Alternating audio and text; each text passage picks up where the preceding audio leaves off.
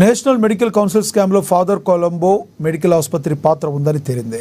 వరంగల్కు చెందిన father Colombo medical college chairman Komireddy జోసెఫ్పై CBI case నమోదైంది. మెడికల్ కాలేజీల తనిఖీ కోసం పెద్ద మొత్తంలో డబ్బులు తీసుకున్నట్లుగా ఆయనపై ఆరోపణలున్నాయి.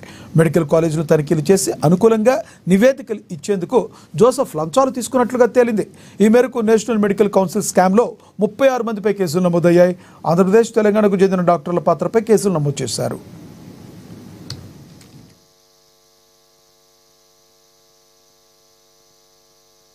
కర్ణాటక, రాజస్థాన్, మధ్యప్రదేశ్, ఢిల్లీ, ఉత్తరప్రదేశ్, ఛత్తీస్గఢ్ మెడికల్ కాలేజీ తనిఖీల్లో అక్రమాలు జరిగినట్లుగా గుర్తించారు. ఛత్తీస్గఢ్కు చెందిన శ్రీరావత్పూర్ సర్కార్ మెడికల్ కాలేజ్ డాక్టర్లు, బ్రోకర్లు మధ్యవర్తులుగా ఉన్నట్లుగా గుర్తించారు. మెడికల్ కాలేజీలో తనిఖీల్లో 2 దఫాలుగా కాలేజీ మధ్యవర్తి నుంచి కొమ్మిరెడ్డికి డబ్బులు అందినట్లుగా తేలింది.